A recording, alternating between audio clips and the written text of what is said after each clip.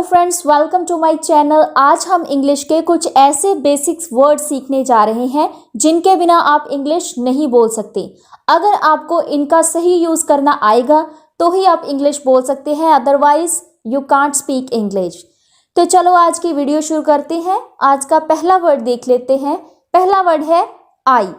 आई का मतलब आपको पता होगा, इसका मतलब होता है मैं। आई का मतलब मैं। I am doing household work. I am doing household work. मैं घर का काम कर रही हूँ।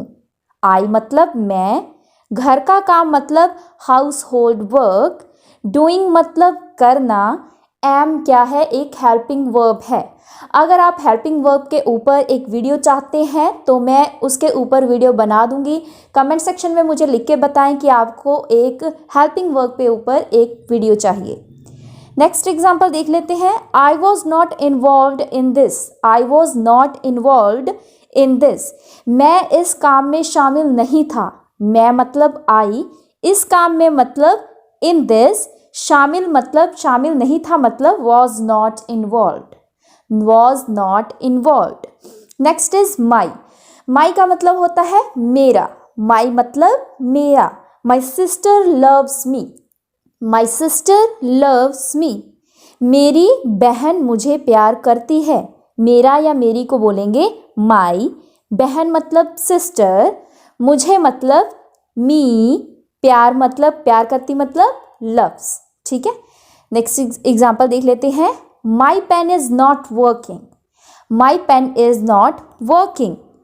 मेरा पेन नहीं चल रहा है। मेरा पेन नहीं चल रहा है। मेरा पेन मतलब माई पेन, नहीं चल रहा है मतलब not working. Not working is एक हेल्पिंग वर्ब है। Next is with. विद का मतलब होता है के साथ, इसके साथ, उसके साथ, इसके साथ, उसके साथ, इनके सब के साथ ना लगता है विद। जैसे कि आई एम विद यू, मैं तुम्हारे साथ हूँ। आई एम विद यू, मैं तुम्हारे साथ हूँ। आई मतलब मैं, विद मतलब के साथ, तुम्हारे साथ, तुम्हारा मतलब you. Next is who is with you. Who is with you, तुम्हारे साथ कौन है। तुम्हारे साथ कौन है, तुम्हारा मतलब यू, विद मतलब साथ, कौन मतलब हु। तो इस तरीके से विद का यूज होगा। आई होप कि आप अच्छे से समझ रहे हैं। नेक्स्ट है विदाउट। पहले करा था विद। विद का मतलब होता है के साथ। विदाउट का मतलब होता है के बिना, मतलब उस किसी चीज़ के साथ कोई चीज़ ना होना। आपके साथ कोई नहीं है तो आप किसी के बिना हो। ठीक है, आप सिंगल हो। ठीक है। एग्जाम्पल देख लेते हैं। Nothing will happen to you without studies. Nothing will happen to you without studies. पढ़ाई के बिना तुम्हारा कुछ नहीं बनेगा। पढ़ाई के बिना तुम्हारा कुछ नहीं बनेगा। जैसे कि पेरेंट्स अक्सर बोलते हैं, टीचर्स भी बोलते हैं कि पढ़ाई के बिना आपका कुछ नहीं बनेगा। ठीक है, तो बिना, के बिना का मतलब without. Next is of. Of का यूज भी बहुत होता है। इसका मतलब होता है का, के या फिर की।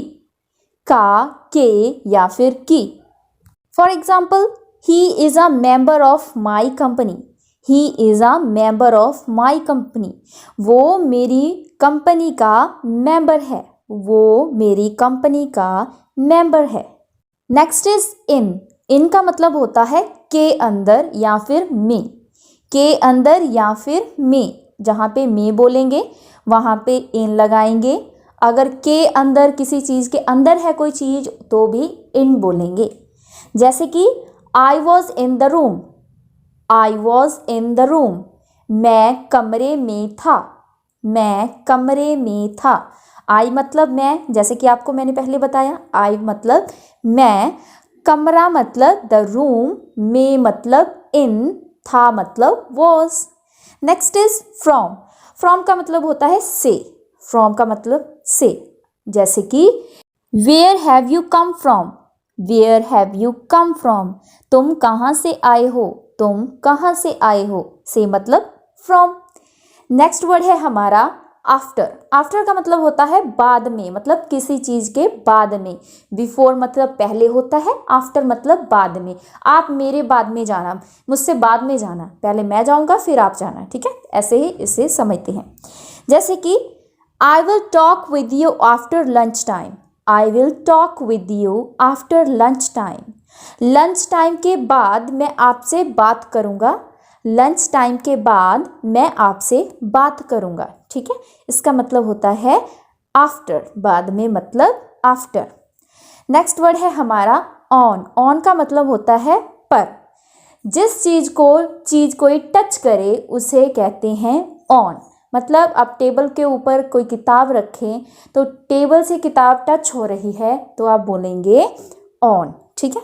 जैसे कि एग्जाम्पल से समझते हैं, there is a book on the desk, there is a book on the desk. किताब डेस्क के ऊपर रखी है, किताब डेस्क के ऊपर रखी है। नेक्स्ट इज टुवर्ड, टुवर्ड का मतलब होता है की और, मतलब किसी की तरफ। की और मतलब उस तरफ, उस और जाओ, इस और जाओ, इस और आओ, ठीक है, तो उसे बोलेंगे टुवर्ड। जैसे कि everyone turned toward him, everyone turned toward him. सब उसकी ओर मुड़े थे, सब उसकी ओर मुड़े थे। क्यों मुड़े थे? उसे देखने के लिए मुड़े थे कि वो क्या कर रहा है, तो वो इस तरीके से बोलेंगे। एवरीवन मतलब सब, सब, ठीक है। टर्न्ड मतलब मुड़ना, टुवर्ड मतलब की ओर, हिम मतलब उसकी ओर, ठीक है। नेक्स्ट एग्जाम्पल एक और देख लेते हैं। He took a step toward her, he took a step toward her. उसने उसकी ओर कदम बढ़ाया था, उसने उसकी ओर कदम बढ़ाया था। आई होप कि आपको अच्छे समझ आ गया होगा। नेक्स्ट वर्ड है हमारा अगेंस्ट, अगेंस्ट का मतलब होता है खिलाफ। अगेंस्ट मतलब होता है खिलाफ, विद मतलब होता है कि साथ में, आप किसी के साथ में हो, खिलाफ मतलब आप किसी के अगेंस्ट हो, ठीक है। या फिर आपके खिलाफ कोई है या फिर आप किसी के खिलाफ हो तो आप तब आप यूज़ करेंगे अगेंस्ट। जैसे कि I can't go against my principles, I can't go against my principles. मैं अपने असूलों के खिलाफ नहीं जा सकती, मैं अपने असूलों के खिलाफ नहीं जा सकती, ठीक है। I can't go against my principles. असूल मतलब प्रिंसिपल्स, मैं अपने, में आई मतलब मैं, अपने असूल मतलब माई प्रिंसिपल, के खिलाफ मतलब गो अगेंस्ट, नहीं जा सकती मतलब कांट गो, ठीक है, कांट गो। नेक्स्ट वर्ड है हमारा अगेन, अगेन का मतलब होता है फिर से। मतलब आपने कोई गलती की, एक बार गलती की थी और आपने माफ़ी मांग ली और फिर से आपने वो गलती करी, मतलब फिर से मतलब अगेन, यू रिपीट, ठीक है। आपने फिर से वो गलती करी या फिर आपने फिर से कोई काम ऐसा किया, ठीक है, तो उसे अगेन बोलेंगे। I should try it again, I should try it again. मुझे फिर से कोशिश करनी चाहिए, मुझे फिर से कोशिश करनी चाहिए, मुझे फिर से कोशिश करनी चाहिए मतलब I should try it again. I hope कि आप अच्छे से समझ गए होंगे। नेक्स्ट वर्ड है हमारा दैट, दैट का मतलब होता है वह, वो। इसका बहुत यूज़ होता है, दैट का मतलब होता ही होता है, जैसे कि बहुत सिंपल यूज़ होता है, जैसे कि दैट इज़ माई हाउस, यह मेरा घर है, वह मेरा घर है। या फिर बोलते हैं दैट वॉज माई हाउस, वो मेरा घर था, वो मेरा घर था, ठीक है। इसके साथ आप कई चीज़ें प्रेजेंट करती हैं, ठीक है। ये बहुत सिंपल यूज़ है पर इसका यूज़ बहुत होता है। नेक्स्ट इज सो, सो का मतलब होता है इसीलिए, सो मतलब इसीलिए। You are sick so you will have to take medicine, you are sick so you will have to take medicine. आप बीमार हैं इसीलिए आपको दवा लेनी होगी, आप बीमार हैं इसीलिए आपको दवा लेनी होगी। मतलब जब दो सेंटेंस हो आपके पास, उनको जोड़ने में हेल्प करता है सो। जब आप बोलेंगे इसीलिए आपको ये करना चाहिए, इसीलिए आपको ये करना चाहिए, पहले आपने प्रॉब्लम बता दी, फिर बाद में उसका सोल्यूशन बता दिया, तो सो वहाँ पे यूज़ होता है। या फिर जब भी आप दिमाग में ये बिठाएं कि जब इसीलिए आप बोलें इसीलिए, तो आप यूज़ करें सो। ठीक है, जैसे कि आप अगर इंग्लिश नहीं बोलते हैं बट छोटे छोटे ये वर्ड्स तो बोल सकते हैं। जैसे कि आप बोल सकते हैं यार मैं बीमार था, जैसे कि इसी एग्जांपल से ले लेते हैं, मैं बीमार था इसीलिए, इसीलिए की जगह पे आप लगाएंगे सो। मैं बीमार था सो मैं नहीं आ सका।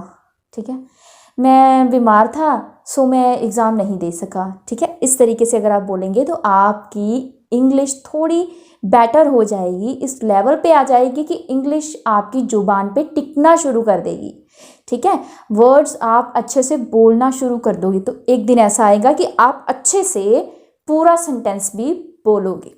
ठीक है, next is that is how. That is how का मतलब होता है इसी तरह या फिर ऐसे ही, तो मतलब कोई मेथड बताना किसी चीज तरीके का, तो उसे बोलेंगे दैट इज़ हाउ, इसी ऐसे ही तो या फिर इसी तरह से। That's how I learned, that's how I learned, ऐसे ही तो मैंने सीखा है, ऐसे ही तो मैंने सीखा है। अगर कोई बात कर रहा है कि मैं इस तरीके से इंग्लिश सीख रहा हूँ, तो आप बोलोगे that's how I learned English, that's how I learned English, ऐसे ही तो मैंने इंग्लिश सीखी है, ऐसे ही तो मैंने इंग्लिश सीखी है। Next is that's why. That's why का मतलब होता है इसीलिए या फिर यही कारण है कि, इसीलिए या फिर यही कारण है कि। जैसे कि एग्जाम्पल से समझते हैं, that's why I don't talk with her, that's why I don't talk with her, यही कारण है कि मैं उससे बात नहीं करता, यही कारण है कि मैं उससे बात नहीं करता। जैसे कि कोई लड़की बहुत ही चुगली वगैरह करती है, बैकबाइट्स करती है, तो आपको कोई बोलता है कि वो ऐसे करती है, वो ऐसे करती है, तो आप ऐसे ही बोलेंगे ना, यही कारण है कि मैं उससे बात नहीं करता, that's why I don't talk with her, क्योंकि वो बैकबाइट्स करती है, मतलब चुगलियाँ करती है। Next is because of that. Because of that का मतलब भी वही होता है जो हमने पहले किया है, मतलब उस वजह से या फिर उसी कारण से, उसी कारण से या फिर उस वजह से। I can't go there just because of you. I can't go there just because of you. तुम्हारी वजह से मैं वहाँ नहीं जा सका, तुम्हारी वजह से मैं वहाँ नहीं जा सका। जब आप कोई वजह बताते हैं, कोई कारण बताते हैं कि आप ये काम क्यों नहीं कर सके, तब आप यूज़ करते हैं बिकॉज ऑफ दैट। दैट की जगह पे आप कोई भी चीज़ लगा सकते हैं, जो कारण है वो आप दैट की जगह पे लगाएंगे। Next is because. बिकॉज का मतलब भी क्यों होता है, क्योंकि। ठीक है, बिकॉज का मतलब क्योंकि होता है। I am eating fastly because I am late, I am eating fastly because I am late, मैं तेज़ी से खा रहा हूँ क्योंकि मुझे देर हो गई है, ऑफिस जाने में देर हो सकती है, स्कूल जाने में देर हो सकती है, तो इस तरीके से इसे यूज़ करेंगे। Next is on the whole. On the whole का मतलब होता है कुल मिलाकर, ऑन द होल मतलब कुल मिलाकर। My opinion is on the whole the same as yours, my opinion is on the whole the same as yours, कुल मिलाकर मेरी राय आपके जैसी ही है, कुल मिलाकर मेरी राय आपके जैसी ही है। Next is still. स्टिल का मतलब होता है फिर भी या फिर अभी भी, फिर भी या फिर अभी भी, मतलब स्टिल। जैसे कि he is still standing there, he is still standing there, वह अभी भी खड़ा है, वह अभी भी खड़ा है। जैसे कि आप बोलते हैं कि वो अभी भी खाना खा रहा है, ही is still eating food, he is still eating food, वो अभी भी इंग्लिश सीख रहा है, उसने अच्छे से इंग्लिश नहीं सीखी, वो अच्छे से इंग्लिश नहीं सीख रहा है, तो वो अभी भी इंग्लिश सीख रहा है। ही is still learning English, he is still learning English. ठीक है, इस तरीके से इसे यूज़ करेंगे। Next is in spite of this. In spite of this का मतलब होता है के बावजूद भी, के बावजूद भी, मतलब ये एक फ्रेज है, आपको अच्छे से समझना होगा इसे। के बावजूद भी मतलब इन स्पाइट ऑफ दिस, मेरे मना करने के बावजूद भी वो वहाँ गया था। He went there in spite of my refusal. He went there in spite of my refusal. आप इस तरीके से इसे बोलेंगे। जैसे कि एक एग्जाम्पल देख लेते हैं यहाँ पे। We went out in spite of the rain. We went out in spite of the rain. हम बारिश के बावजूद भी बाहर चले गए थे। Next is somehow. somehow का मतलब होता है किसी तरह से या फिर जैसे तैसे। किसी तरह से या फिर जैसे तैसे मतलब somehow. Don't worry, we will get the money back somehow. Don't worry, we will get the money back somehow. चिंता मत करें, हम किसी तरह से पैसा वापस मिल जाएगा। चिंता मत करें, हमें किसी तरह से पैसा वापस मिल जाएगा। लास्ट वर्ड है हमारा एज अ। एज अ मतलब होता है की तरह या फिर के जैसा। की तरह या फिर के जैसा। जैसे कि he treats me as a daughter. He treats me as a daughter. वो मुझे बेटी की तरह मानता है। बेटी की तरह मानता है या फिर बोलेंगे वो मुझे बेटी के जैसे मानता है। So that's it for today. ये है हमारी आज की वीडियो और आज की क्विज है हमारी दैट इज़ वाई का मतलब क्या होता है। कमेंट सेक्शन में मुझे लिख के बताएं और वीडियो कैसी लगी फीडबैक दें। अब हम मिलते हैं नेक्स्ट वीडियो में नए टॉपिक के साथ। Till then take care, bye bye.